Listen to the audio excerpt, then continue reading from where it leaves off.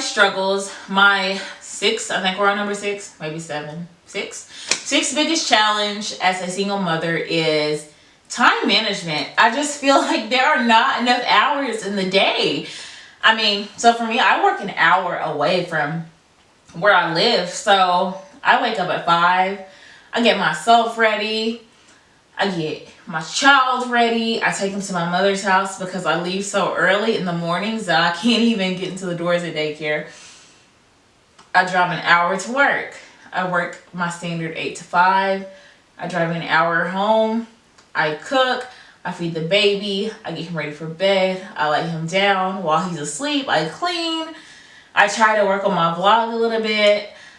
I work on financial plans. I pay bills. And then hopefully around 9 o'clock, 10 o'clock, I can lay down and go to bed. So for me, just trying to, I live a really full, like my day to day is pretty busy. So trying to find time for myself or to do things like this is really challenging, especially in looking back on it. I really just don't know how I did it. I worked full time. I gave birth to my son on the first day of my 3rd semester of grad school.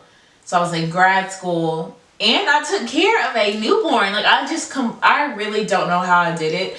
And thank God that I did. But just looking back on it, I just don't know how I survived that day to day just because the day was so full. And I think a lot of mothers can relate to it. Even if your job is an hour away, a lot of you guys live in larger cities.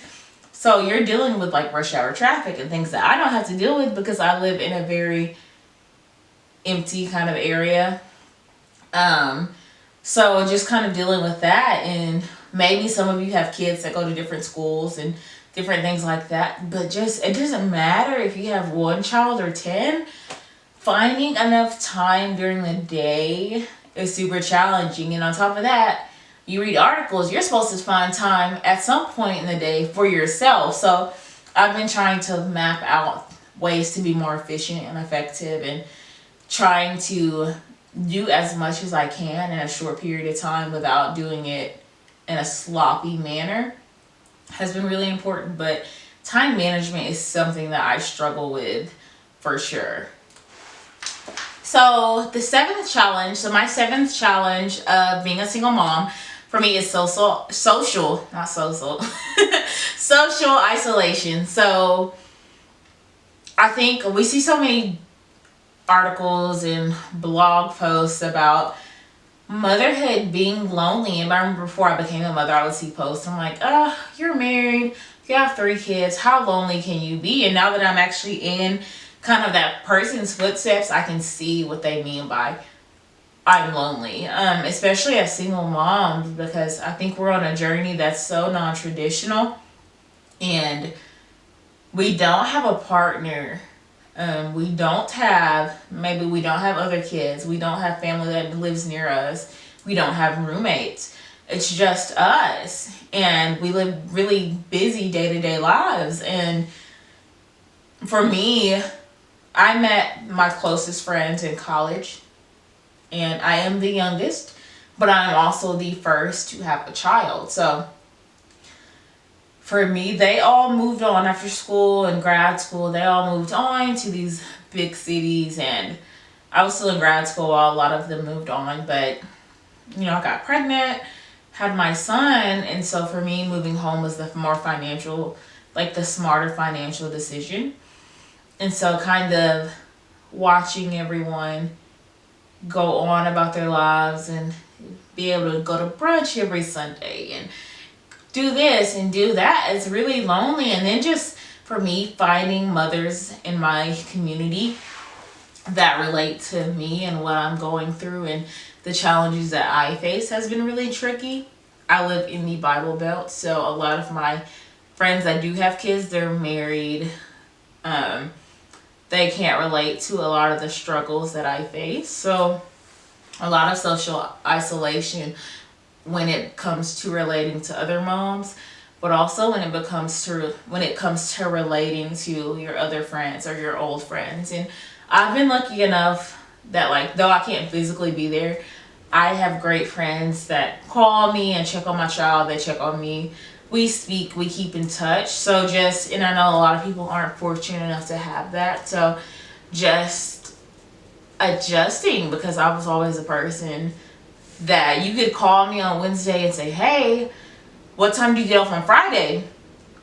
Book a flight, let's go to LA, or let's go here, or come see me. And so making that change to being like, oh, I can't do that anymore just because I do have a child. And if that's the case, I either have to bring him with me or I have to find childcare. So the invites don't come in as often as they used to. So just dealing with that social isolation has been really difficult for me. So challenge number 8, and the last challenge that I am going to touch on is a big one for me. Co-parenting. Oh my God. Co-parenting. Y'all, I don't even know where to start. It's hard. It is hard. And some people say, oh, co-parenting doesn't have to be hard. And I agree. And I wish that was the case for me, but it's not. I try to compromise, and I know the court says, oh, he can only have so-and-so dates. I try to give extra dates. I try to give extra FaceTimes. I try to do extra this and this and this. And sometimes it just does not help. And so for me, a big challenge is co-parenting, and I used to literally rack my brain and give myself anxiety over, oh my God, his dad is going to think I'm this, or oh my God, his dad's going to do this, or oh my gosh, if I go out and he sees me on Snapchat, he's going to take it. Oh, my son, I don't want to say his name, but he's going to take my son. And just kind of dealing with that anxiety and learning your boundaries and setting those boundaries is super important. So I don't want to say that co-parenting, and I was a little dramatic, but co-parenting isn't always all bad, but it is challenging, and it's something that you have to work towards, and it's something that my child's father and I have been actively working towards. And sometimes you have to have a heart. If you're anything like me, you and your co-parent are anything like me and my child's father, sometimes that co-parenting conversation has to happen once a month. Sometimes it has to happen every week. Sometimes it has to happen every 6 months. Whatever works for y'all, you just guys have to make sure that you're communicating. And I know it's hard because you may have harsh feelings towards this person.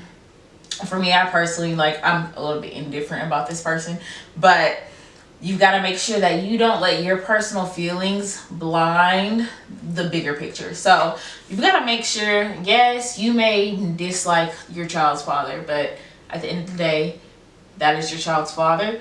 If your child feels that tension, your child is going to react. So for me, even though we do have our quarrels, at the end of the day, it is about my son. And I always keep that in mind. And sometimes I get burnt out and I have to remind myself, yes, this person is draining me. But, I just have to, being able to realize that and kind of being able to step back and recharging and saying, okay, I won't let this person get the best of me, because I know that their issues are not with me. They're more so internal. So just going through those different thought processes and learning how to deal with the other co-parents. And some people, I've read so many articles like, oh, this is how you co-parent, and this is what works, this is what doesn't. So I've kind of taken bits and pieces of those articles to kind of see what works for me. And as I said before, sometimes it takes a heart to heart, and sometimes you do have to revisit your boundaries, or you do have to work on sometimes the boundaries that you set may not be okay. So you got to be able to be flexible and switch it up a bit. So just keeping your child in their needs first is huge. Co-parenting isn't always great, but it's what your child needs that matters the most. And it's been really hard for me, but I do feel that we are getting better and stronger every day. So just kind of working on that, and hopefully, in a couple of years we'll be where I hope that we'll be in our co-parenting relationship. So that's a huge challenge for me. I know a lot of women can relate. So with that being said, those are my 8 biggest challenges. Like if you have any if you like what you saw today. Comment below if you have any questions, suggestions.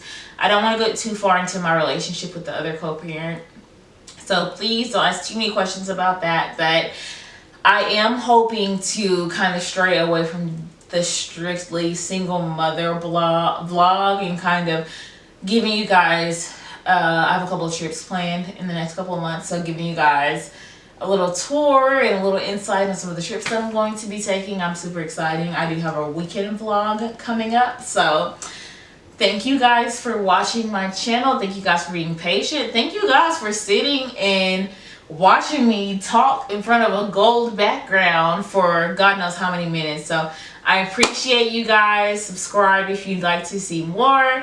Have a good day, night, whatever time it is. Sending positive vibes y'all's way.